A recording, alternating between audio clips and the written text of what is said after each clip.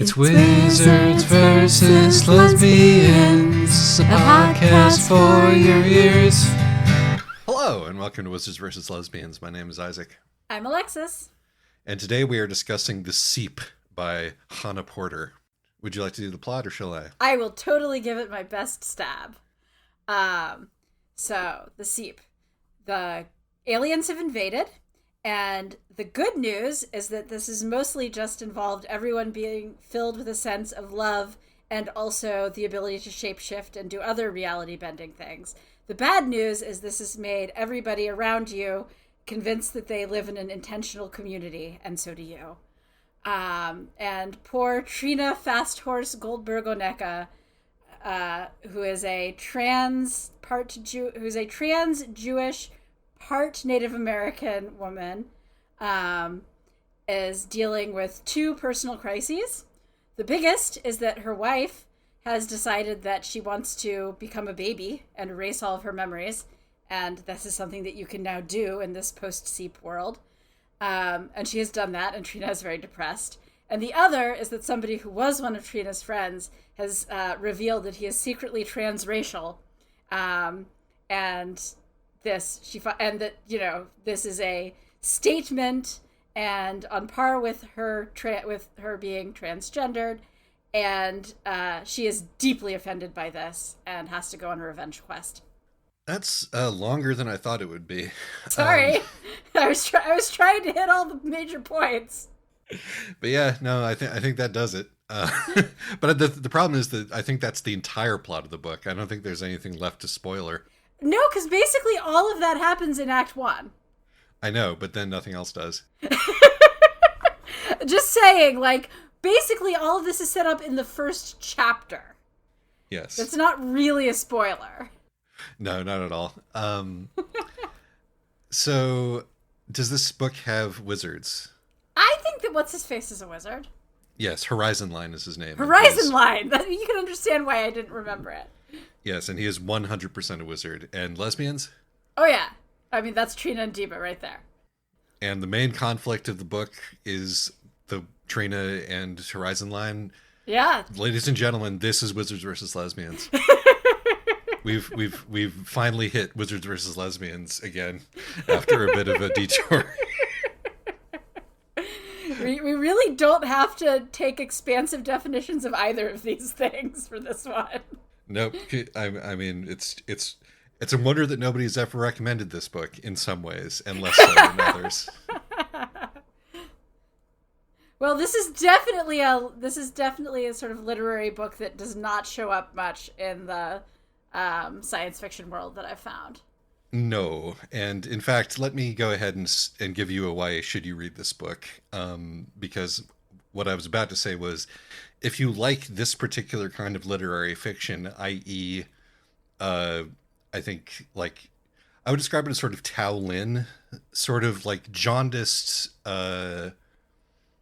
sort of satire, sort of sincere appreciation of privileged social groups. It's the size of a novella, but it's called a novel because they can't be bothered to sustain it for more than that or to put a plot in. Sort of a mood piece, if you will, yes, with some moralizing and some message stuff, and some social commentary. If you like that, but would prefer that it was a science fiction book that is Wizards versus Lesbians, this book will do that for you. Or if you need something else to assign for your Jewish book club. Yep, that'll do. The technically Jewish. There's they put a Jewish grandma in here to shore up the Jewish bona fides.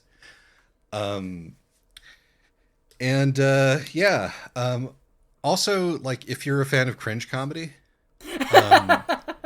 yeah, I think it's possible to enjoy this as a really dark cringe comedy, although it becomes less possible as the story goes on.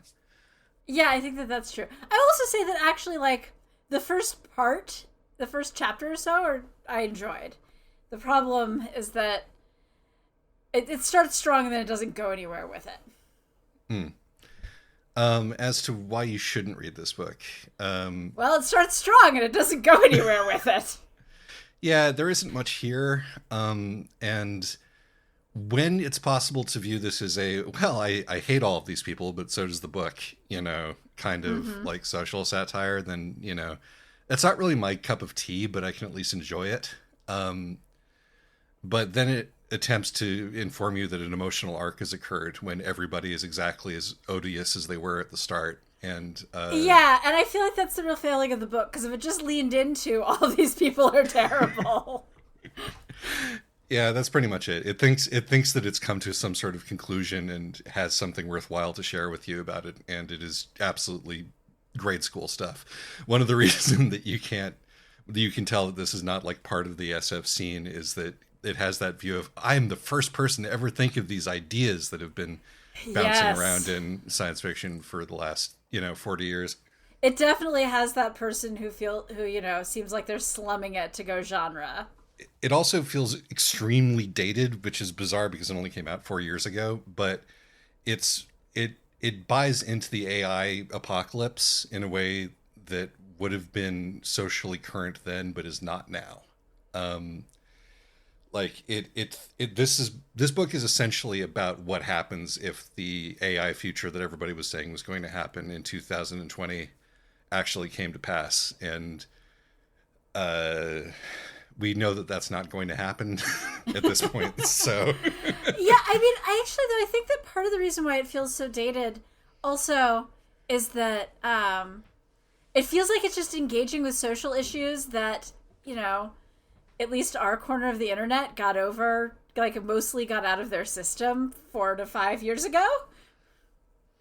yeah, it feels like a Gen X author playing catch up, in some ways. Or just a insufficiently online millennial who is like, oh, wait, no, I am aware of social issues. Yes, not that we think that there is such a thing as being sufficiently online to be morally just. Oh, no, no, no, no. Look, this is not a moral thing at all.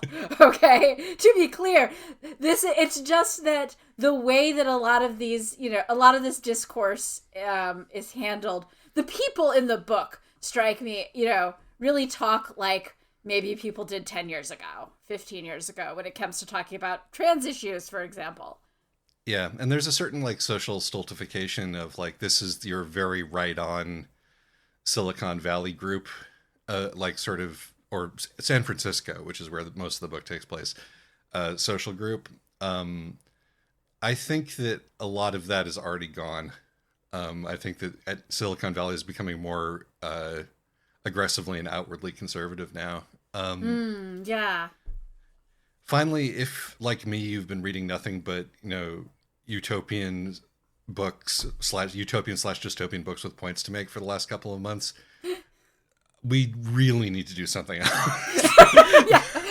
All right. Well, I want us to do something that is stupid next, like that okay. doesn't have anything to say about anything. It's just a series of events. That's all I want. I think we've broken Isaac.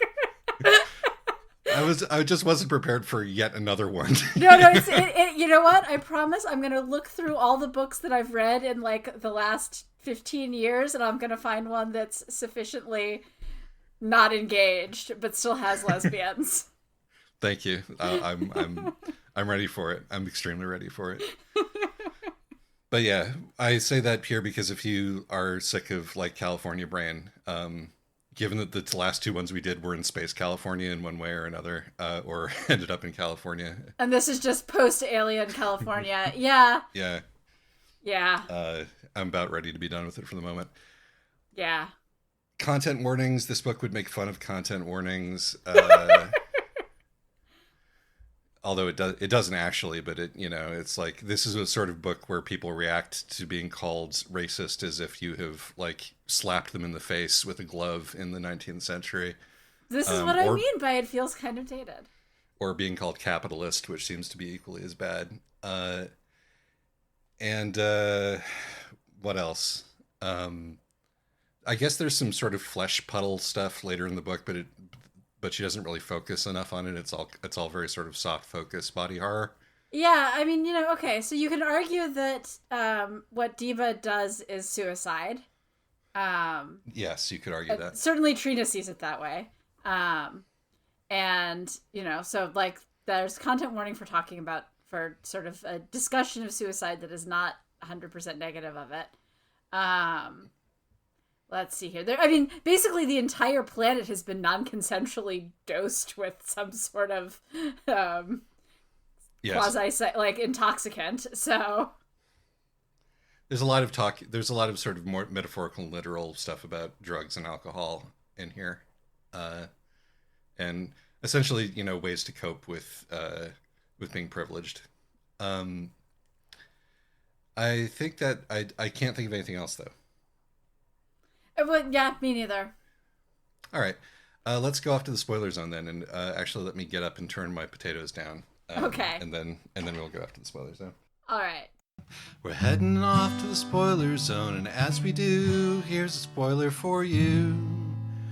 We ran out of things to talk about with this book, so there's sort of a state of the podcast update at the following timestamp: 45 minutes, 42 seconds, since it's episode 99 and all. So look forward to that. Is there anything that we can do that isn't just bagging on this? Let's try to start positive. Let's start positive. So, okay. I did really enjoy the scene where she's been depressed for so long that now they're talking about how she is personally harming the community by being depressed and they're going to evict her. Because, that really, despite the fact that this is her house in San Francisco, it really felt like, an intentional community roommate situation where they've decided to just kick somebody out for Yes. bad vibes. It really does. This book absolutely nails the feeling of being of having really awful things said to you by people who can't conceive of themselves as not virtuous. Yes. Like that vibe this book absolutely understands, and the horrible little creature who comes to her door to shame her and put a big sticker on her door saying that she's lost control of her life. The way that he talks is just like superb in terms of that particular person who you may or may not have met in your life. I had to live with roommates in New York. Right. So like, None of the ones who listen to this, you know who I'm talking about. anyway, so I think in general, there's some nice moments throughout, and until we end. I mean, you could argue that it's deliberate the way that the sort of imagery and completely falls apart as Trina completely falls apart, because she's really depressed at the beginning, or at early part two, but she kind of has a complete psychotic break near the end, and so you could argue that this is the fact that the book completely falls apart near the end is deliberate. Because this does do a pretty good job of depicting somebody who's really depressed, and then somebody who's, depressed but out of the house and mad at everybody, and then somebody who's having a complete breakdown. And drinking a lot. Yeah. That also feels relatively good. I mean, if the book had only said she picked up the gun, she liked holding it, it made her feel in control. If they had only said that once, Yeah. then sure. The fact that every time she touches the gun, it's like it makes her feel in control.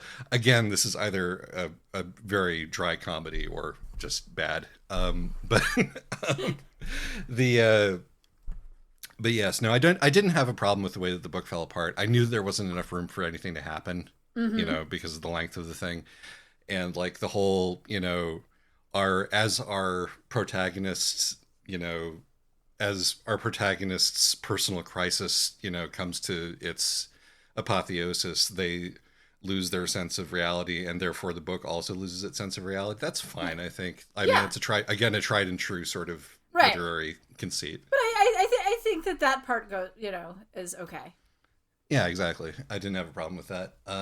It's a matter of like the whole, sort of nightclub climax scene. I didn't really have too much of a problem with it, apart from The speech making, which I don't know if the book thinks that it was good. um, but her sort of triumphant speech as she faces down the AI gray goo that is trying to make her happy, um, and she has to explain to it why life is worth living. And that, people should have the right to be unhappy sometimes. Yeah, as she's still yelling at her horrible roommate at this point, rather than at the internet Yes. or, um, but I actually that I enjoyed the pamphlet. yeah, no, the pamphlet was cute. The pamphlet was cute. Calling it Pam was cute. Yeah, no, like the thing is that there's a lot of I almost feel like this is so weird. I can't believe I'm saying this. I almost feel like this book would have worked better if she tried to make it cozier. Yeah, yeah, I think so. It's like there's a sort of, I mean, there's a tone that this book approaches, um, and I've brought up the book Oreo by Fran. Insert name here, jingle. Oreo's a book by Fran Ross about a girl with a Jewish father and a black mother. I think that we'll cover it at some point since I've mentioned it repeatedly on this podcast. There aren't any lesbians in it, but we no longer care. But I also associate it with people like Paul Beatty and to a lesser extent because he's incredibly depressed, Colson Whitehead. But there's a sort of like fantastical way of dealing with doing a social issue book where it is kind of like redemptively silly while at the same time tackling all of this stuff. Mm-hmm. And it's like there's a certain glee in the wish fulfillment there. uh Yeah. but this book cannot stop self-flagellating. um like it doesn't, either it doesn't like any of the people in it either, or it's just so drenched in its own like sanctimony that like it doesn't quite hit that tone. But I think that I understand what you mean by saying that it would have helped if it was more cozy, because I think it could have hit that tone. Right. I think it could have hit that tone. I think that this book would actually have benefited from slightly lower stakes and focusing on, like, and more focus on personal relationships. And, Right. like that just, yeah, because, or to go completely the other way and really lean into how much contempt it has for all of its characters. Yeah, no, exactly. Like I can the really silly comedy, because there is some really silly comedy in this book, most of which didn't work for me. Mm-hmm. Alongside the sort of biting ish social satire, Mm-hmm. they made strange bedfellows for me. Yeah. Just because of how silly the silliness is, and like how unfunny the jokes that are deliberately made are, next to a sort of much more sophisticated kind of humor. I was like, I can't understand what register the book is on, at any given moment. And Right, and it's not that a book needs to all be one thing, but the unfortunately the way that it's switching back really ends up undermining the different things it could be doing. It's just right, like it's too cynical to sell its great revelation at the end, and it's too and but it's also a little too earnest in places and too caught up in building towards its great speech at the end, that to really make the cynicism work, which is too bad because I can see again I can see a version of this that's a little bit like The Thick of It or something, um, mm, or I can see a version of this that's really about how do you process losing your partner in a world where everybody expects you to be happy all the time. It was yes, very inward and emotional, and it doesn't want to be either of those things. And you can't really do both at the same time. yeah.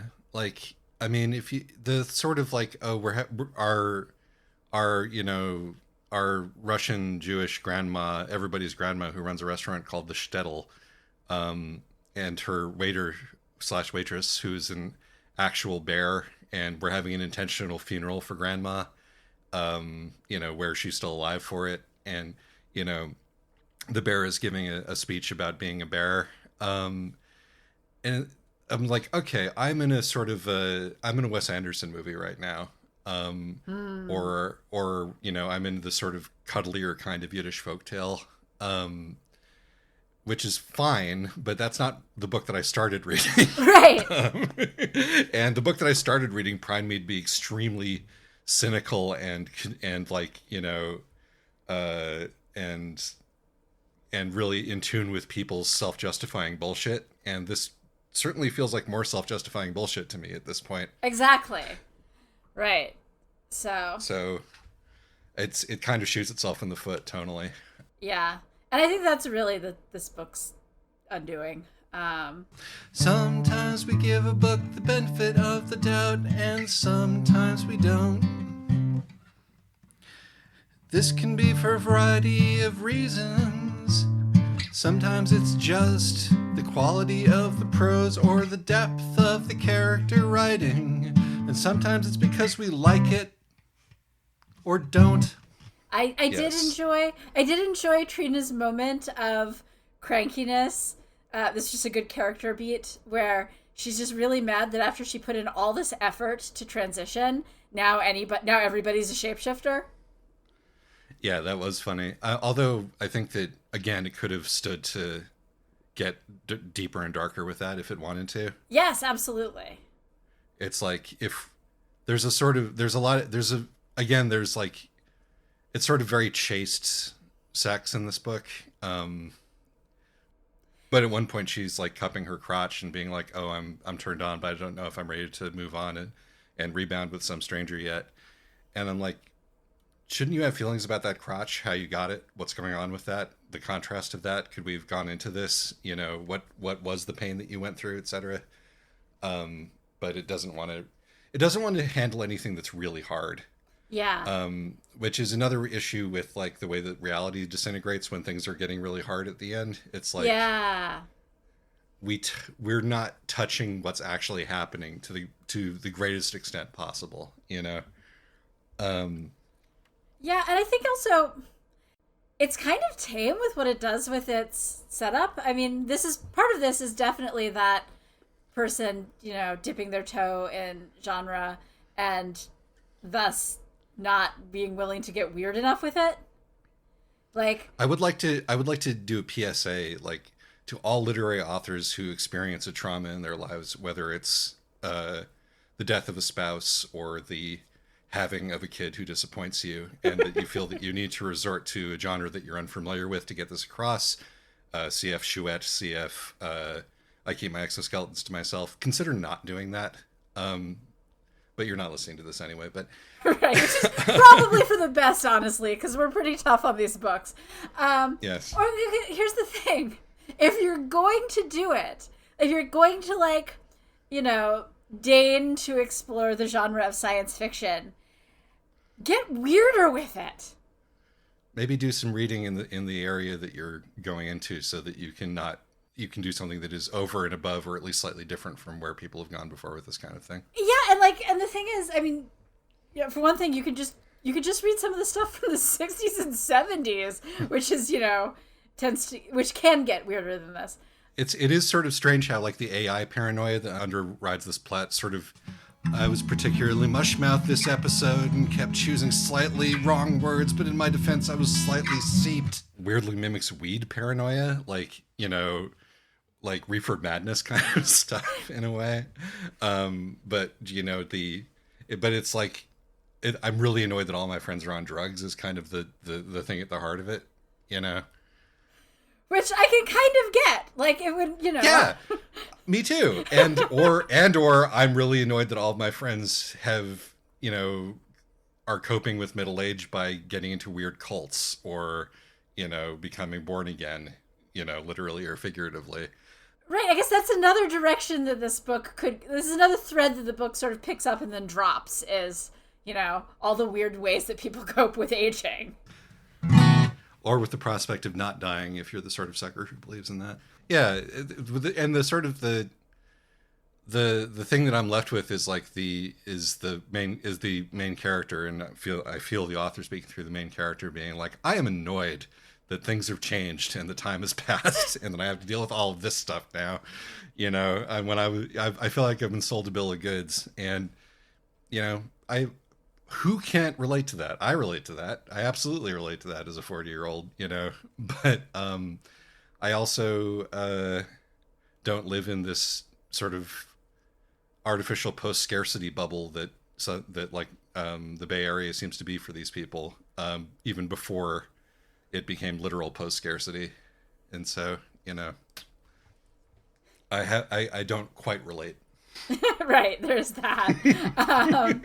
But like there's a lot of ways that this could get weirder. I mean, for one thing, it talks a lot about orgies, and then but then Yes. Trina is just sort of avoiding everybody. And I'm not actually super into sex scenes in books, so whatever. But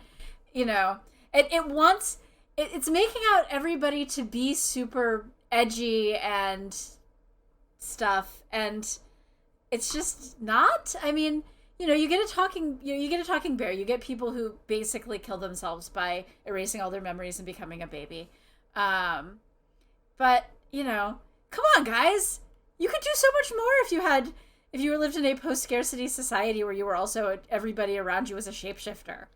Well, I mean, in the book's defense, like, I mean, the idea of committing suicide, becoming a baby again, sure, that's pretty tame. But I found the idea of committing suicide by becoming a baby again and wanting your wife to be your mother to be extremely horrifying. That was great. No, I agree. That's both horrifying and great, and I wish that the book had dwelled on that more, because yes. That was, such a great scene of Diva having no idea why Trina would find this appalling, and both Trina and I think every reader just going, "What the fuck?" Yes. So yes, there's that. So I mean, I think that just like, where are all the furries? There was a dragon in here, but he was human-sized, and his physical appearance was left entirely undescribed. Annoyingly, the wizard gave himself like deer antlers. Right, exactly. I mean, just not the full fur treatment. Right? But yeah, no, I think maybe they're all just living somewhere happily or something. Well, I'll tell you what. Like, I think that there is a reading possible here where the book that the book is aware that all of its like artist, characters actually are not very creative. That there's like that one of the crowning sins of this is that there is this lack of imagination, and the guy who's saying, "Hey, maybe there should be more imagination," is the wizard. Like the Horizon Lands whole thing is like, guys, you're being really complacent and boring with all this tech. Why don't you go and be like fully post-human like me? The problem is that he's starting a cult. Right. But all the characters react to that with like, ew, cringe, no, That's true, actually. Maybe it's less that the world, people aren't being weird in this world, and more just that this is yet another indictment of the people in this book. As you're given utopia, and what you mostly do with it is have dinner parties. Right. I mean, there are multiple moments like that. Like, if you want to talk about, if like you're coming at this from a place of having some basic emotional intelligence, right? The idea that the song that the horrible mouths of the internet play to her that makes her feel sad is Young Americans by David Bowie, which is a song about being on coke and not caring about anything, is a is itself like, surely that's a joke on purpose, right? Or is it? I mean, if it's the more obvious thing, which is that I was feeling sad about David Bowie being dead, that's unfortunate.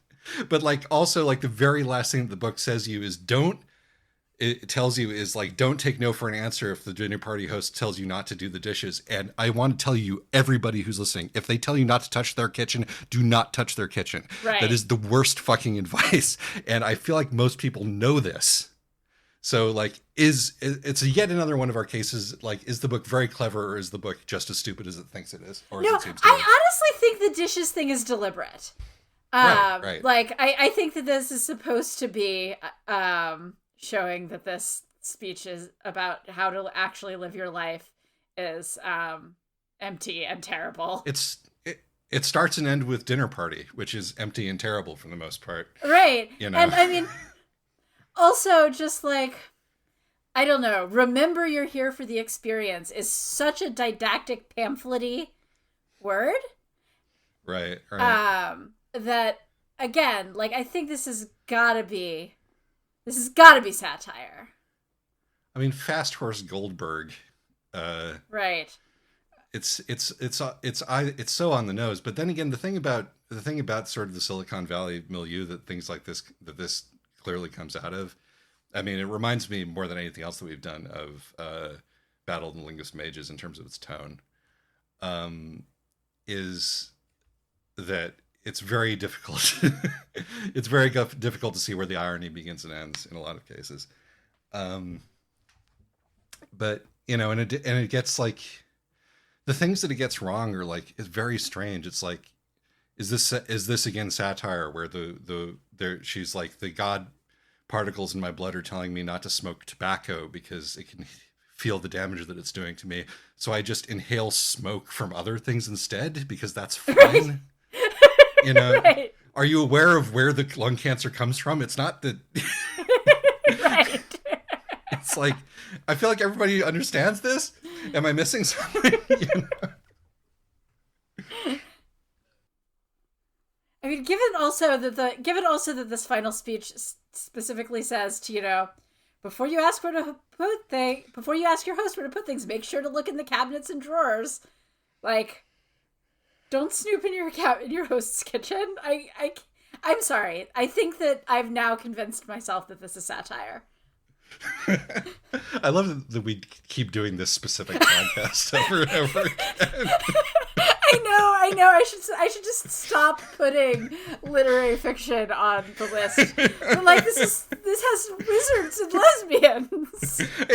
We needed to do it. It is Wizards versus Lesbians. It has a Jeff Vandermeer, praise quote on the cover, and I'm going to stop, calling out good or decent authors for giving bad authors, praise unless they're like bad in a moral sense, which I think was the case for Daughters of Chaos. But Yeah. although that was a book that was not afraid to get weird with it. That is true. No, and that was something that we did give the book credit for, was that it was willing to get weird. Unfortunately, it's terrible in so many Not other in a ways. good direction. Right? Yes. It is a little sad when all these sort of literary books we're reading, the only one that's willing to get sufficiently weird is the turf one. You know what we haven't done yet is that we haven't done the new Vajra Chandrasekhara book, Rake's Fall. That's true. I haven't read it yet because long COVID brain fog, but I'll give it another stab. Yeah, but it's like it's not all the literary stuff that we've been reading is not all bad, thank God. That's true. No, The Sage of Bright Doors, definitely. Yes. That one was good. And that one definitely had like literary chops as well. But that one also was definitely not written from a place of, condescension towards genre. True. 100% true.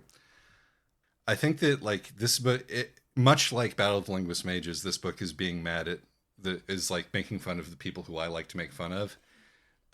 Yeah. But it also is forcing me to Think be about with them. Right.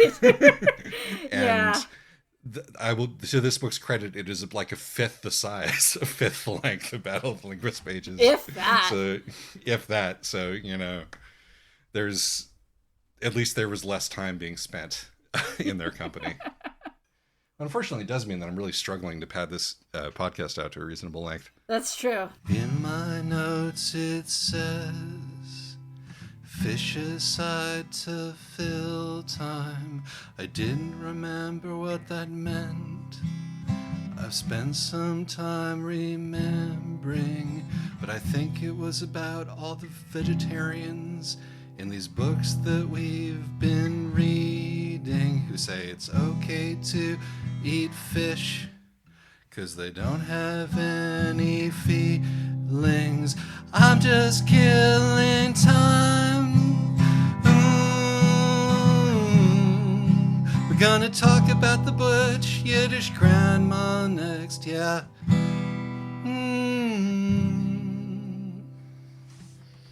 How do you feel about the Yiddish, uh, I stock character grandma? I had the same thing as you, I guess. It was just like, okay, this it felt very shoehorned in. And I am all for gratuitous shoehorning in of random Jewish content.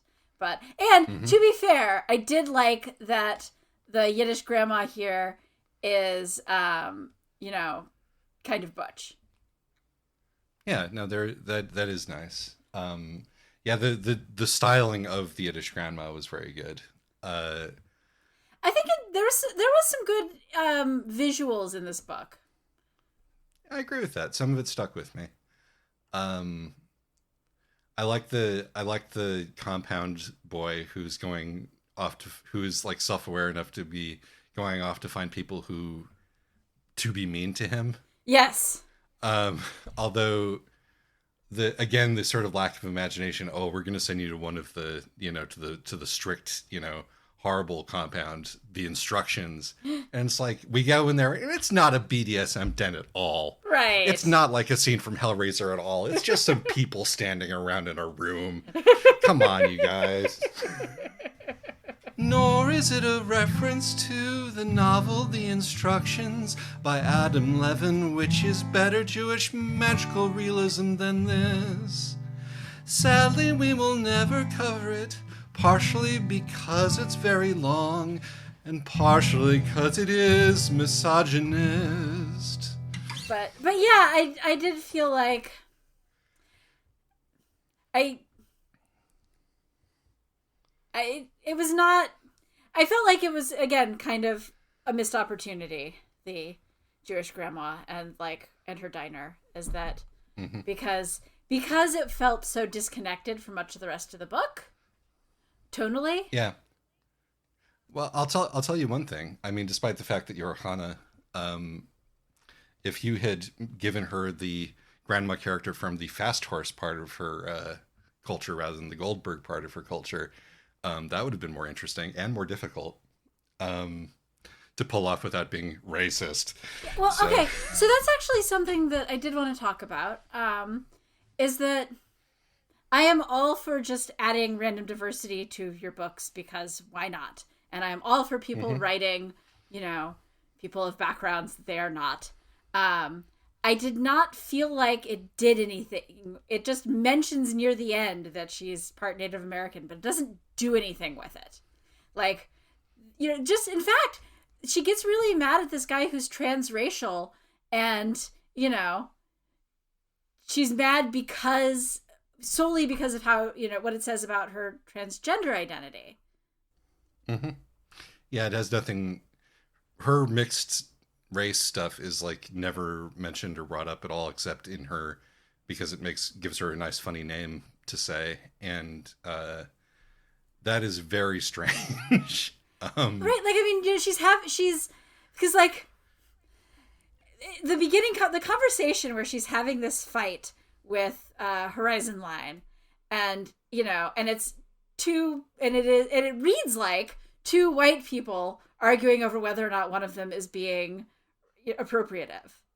yes, And and it was he's funny. he's doing blackface, but all the time, basically, Right. is the And the problem thing is here. that was, and, that scene was really funny. But if you go back and read it in the context of, oh, this is supposed to be a mixed race person, it's a very different dynamic. And I don't think that that's what comes across at all in the scene.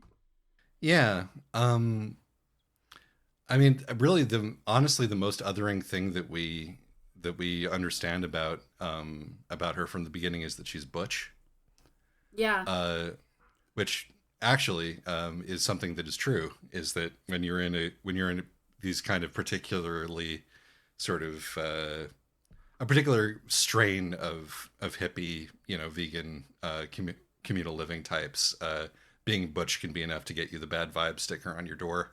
Yeah. Um, And, particular, being a butch trans woman. right, exactly, which is a difficult, but that's definitely a niche that exists, although it is very difficult to occupy. And I think that that's what the book is zeroing in on her, on for her otherness, for her, I mean, she has to be somewhat other because she's reacting differently to the Seep than everybody else. Uh, but I don't know if she needed to be mixed race on top of that, particularly if you weren't going to do anything with it. Right, like it's not a matter of need, right? She's a fictional Right. character, but the problem is that she's written as a white character. And if Yes. if you're going to make your character Which is mixed another race, reason why it's so jarring that her boobula suddenly shows up. right? And that's the other thing, and that's another reason why why the YD and the bear and the shtetl diner don't really fit with the rest of the book, is that this is somebody who's ostensibly Jewish, and again in this weird shapeshifty utopia, and I never get any sense at all that she is Jewish, except for that she goes to this bar. Yeah, no, the Seep destroyed all religions, just sort of incidentally. Um, And which again, good luck with that, folks. good luck with, I mean, seriously. And I don't know, I would expect somebody who's at least, ethnically and culturally Jewish, even if she was never observant, to have some emotions about this. You would think so, yeah. But she's weird. But she's not. She's weirdly not very introspective, despite the fact that there's a scene in here where she's literally wandering the corridors of her own mind, looking indoors. Yeah, I don't know. I keep saying that because it's just this thing depresses me. It's just like, I don't know. It's either horrible or just very cynical, and I don't like either of those potential outcomes. I would be willing to like it if it were very cynical, if it were willing to be just a little bit funnier. That is the other thing, is that many of the jokes just don't work, particularly the ones that are made on purpose by the characters. Right, well, and that's fine. They're not supposed to be funny. Like, these are not funny people. I hope not. Yeah. I don't think they are. Like, these are not funny people. Like all the jokes the in-joke she has with her wife isn't supposed to be funny. It's supposed to be one of those things that's only funny to the members of the couple with the who've been having this running in joke. And the jokes Right. that people make to each other outside of the couple these are not fun people to hang out with. No, they're witless, uncreative poseurs for the most part. Like the character who I think would be the most fun to hang out with is the gender fluid. Like, what's his and her name? It's some Poindextery name. And it's like, this person seems like they might be fun to hang out with. They at least seem to be, self-aware about aging out of this space and sort of, seeing what kind of life they're going to live in this space and actually adopting a more interesting part of the new technology. It's like, that person seems cool. Bart. Bartleby. Cool. Bartleby, exactly. I was like, scrivening when he showed up. Right. But none of that seemed to have happened. But beyond that, I don't think that I would want to spend more than 5 minutes talking to anybody else who shows up in this book. Yeah, and if it's the satire could just be a little bit more pointed, I think. Yeah, if I ever, break down and do my satirical SF novel, you'll know that I'm meaning to be mean. I'm sure we will. Yes. But maybe I'm too neurodivergent to really get this sort of subtle digs that books like this are doing. Maybe I need things to be more explicit for me. I don't think so, because you used to read stuff like this all the time. I did. I did when I was cosplaying as a normal person. when you were when you were being really into being a Brooklynite. Yes, and before that, but yes. Well, that's just when that's when I was reading all the same books that you were reading, until I made there's a rule about it. There's a way in which this podcast is karmic leveling for all the book recommendations that I gave you between the year 2008 and 2018.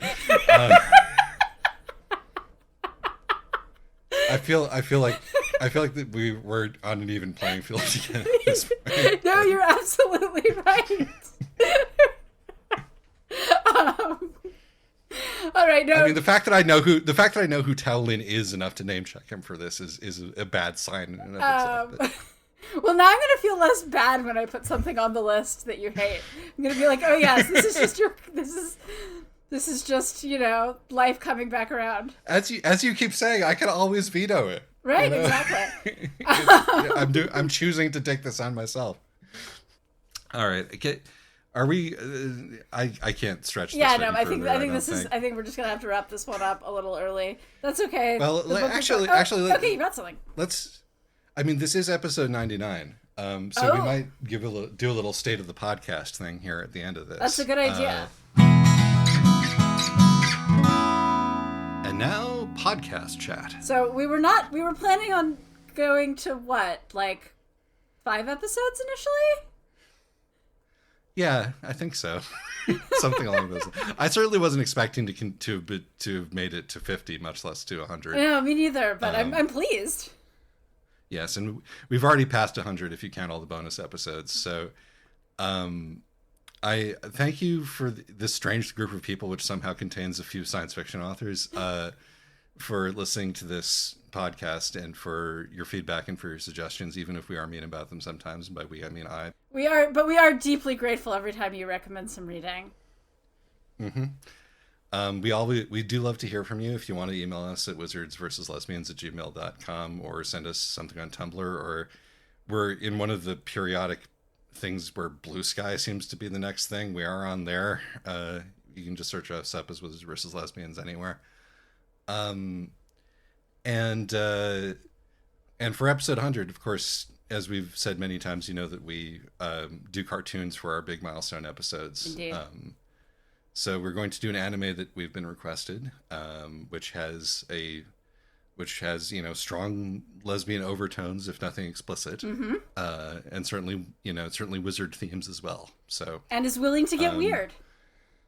It is absolutely willing to get weird with it, and so I look forward to that coming up soon. But we also have a bunch of bonus episodes coming out, which I'm really happy with. It's been really fun to branch out a little bit more, even to outside of science fiction per se. Yes, I guess. Oh, that was the other thing. Oh, come to think of it, with our 100th episode, is that we've already really started loosening the definitions, but this is going to, we're going to be increasingly unpicky about whether or not a book has wizards and or lesbians, because, well, we've done 100 episodes and we're running low. Yeah, and the ones that have wizards and lesbians in them, really, that we haven't done yet, there's usually a reason we haven't. So. Right. So expect to see a broader spectrum of still mostly queer, mostly speculative, pretty much entirely speculative, except occasionally. If you really love a book and feel like you can sell us on it and would like to do a bonus episode of Wizards versus Lesbians, even if we might not necessarily know you very well, just hit us up. Absolutely, yeah. Yeah, no, I mean, it's one of those things about this being a small podcast is that I think we can have that kind of relationship with our audience without things getting super weird. Yes. It's a good size to be at right now, I think. Yes. All right. And yeah, that's pretty much everything that I can think of. Thank you guys for listening to Wizards versus Lesbians, a podcast for your ears. Yes. Thank you for allowing us to keep doing this, because I'm having fun. And at the end of the day, that's really the thing. Yes, allowing us, I say, as if anyone could really stop us. But knowing that people are listening is definitely an encouragement to keep going. Yes, and when our lives fall apart and we do need to monetize this, just prepare yourself. Oh God, I hope that day never comes. It will not. Books are already talking about books is already my primary source of income. Let this one be just for fun. Yes. All right. Thanks, everyone. Bye. Bye-bye.